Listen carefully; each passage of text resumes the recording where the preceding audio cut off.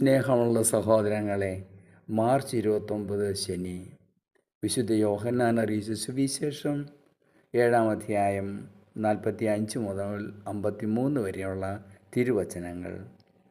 യേശുവിനോടുള്ള എതിർപ്പ് സമൂഹത്തിൽ കൂടി. പ്രധാനമായിട്ടും ഫരീസിയരും പുരോഹിത പ്രമുഖരുമാണ് അതിൽ മുൻപന്തിയിൽ നിൽക്കുന്നത്. വലിയ ശത്രുതയുടെ മധ്യത്തിലാണ് യേശു. ഇവിടെ ഫരീസിയരും പുരോഹിത പ്രമുഖരും തങ്ങളുടെ സേവകരെ അയക്കുകയാണ്. യേശു പിന്നെ പിടിച്ചു കൊണ്ടുവരണം. അവർ തിരിച്ചു വന്നപ്പോൾ അവർ ചോദിച്ചത് ഇങ്ങനെയാണ്: എന്തുകൊണ്ടാണ് അവനെ അഥവാ യേശുവിനെ പിടിച്ചു കൊണ്ടുവരാത്തത്?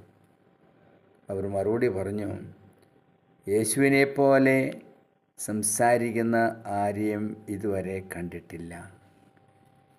Power of the word of God. ദൈവവചനത്തിൻ്റെ ശക്തി അതാണ്. ഇന്നുവരെയും കണ്ടിട്ടില്ലാത്ത വിധം സംസാരിക്കാൻ സാധിക്കുന്ന യേശു, സംസാരിക്കുന്നത് ദൈവത്തിൻ്റെ വചനം. അപ്പോൾ ഫരീസിയർ പറയുന്നുണ്ട്, നിങ്ങൾ വഞ്ചിതരായോ? എങ്ങനെയെങ്കിലും ഈ സേവകരെ കൊണ്ട് യേശുവിനെ പിടിച്ചു കൊണ്ടുവരണമെന്നാണ് ആഗ്രഹിച്ചത്. അത് നടന്നില്ല എന്ന് കണ്ടപ്പോൾ പറയുകയാണ്, അധികാരികളിലും ഫരീസിയരിലും ആരെങ്കിലും ഈ ആളിൽ വിശ്വസിച്ചിട്ടുണ്ടോ? വല്ലാത്ത ശത്രുതയുടെ മധ്യത്തിലാണ് യേശു.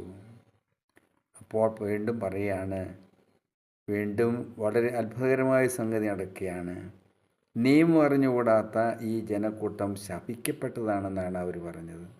പത്രമാത്രം വെറുക്കപ്പെട്ട ഒരു ജനമായിട്ടാണ് അവരെല്ലാവരും നിൽക്കുന്നത്. യേശുവിൻ്റെ ജീവിതത്തിലേക്ക് കടന്നു ചെല്ലാൻ ഒട്ടും താല്പര്യമില്ലാത്തവരായി ഇരിക്കുന്ന ജനത്തിൻ്റെ മുമ്പിൽ നിക്കദേമൂസ് എന്നു പേരായിട്ടുള്ള ഒരു യഹൂദ പ്രമാണി വന്നുകൊണ്ട് പറയുന്നുണ്ട്, ഒരുവന് പറയാനുള്ളത് ആദ്യം നിങ്ങൾ കേൾക്ക്. അവൻ എന്താണ് ചെയ്യുന്നതെന്ന് അറിയാനായിട്ട് പരിശ്രമിക്കുക. എന്നിട്ട് വേണമല്ലോ മറ്റു കാര്യങ്ങളിലേക്ക്, ശിക്ഷാ നിയമത്തിലേക്ക് കടക്കാൻ. അവനെ അതൊന്നും ചെയ്യാതെ അവനെ വിധിക്കാനായിട്ട് നമുക്ക് അർഹതയുണ്ടോ?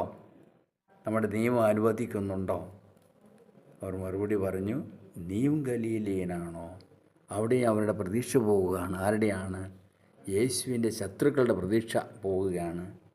അതുകൊണ്ട് തന്നെ ഗലീലയിൽ നിന്ന് വരുന്നില്ല ആരും പ്രവാചകനോ ആരും ഒരു രക്ഷയുടെ സന്ദേശവുമായി വരികയില്ല എന്ന ഉറച്ച വിശ്വാസമാണ് ഇവരുടെ മുമ്പിൽ നിൽക്കുന്നത്. ഇവിടെ നമുക്ക് കർത്താവായ ഈശോയുടെ അടുത്തേക്ക് ചെല്ലാം.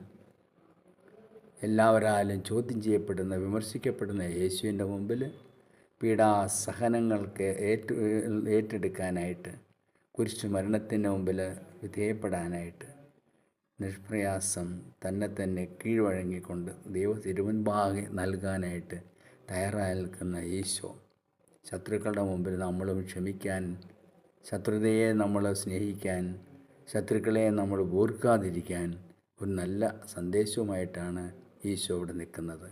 ഇതുതന്നെ നമുക്കും നമ്മുടെ ചുറ്റുപാടുള്ളവരോട് നമുക്കും പ്രവർത്തിക്കാം, പ്രകടിപ്പിക്കാം.